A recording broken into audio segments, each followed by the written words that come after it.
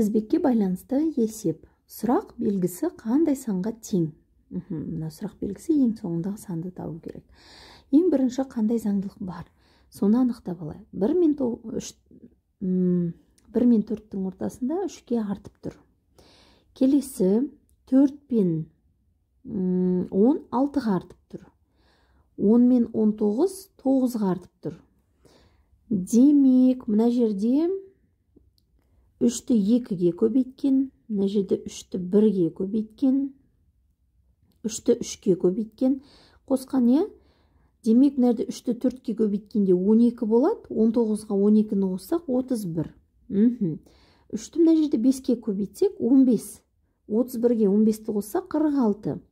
Ал енді келесі сан 3-ті біз 6-ға көбейтеміз. Ол 18. 46-ға 18-ді қосамыз. 4, 1 ойда 64. Сонда 64 болады.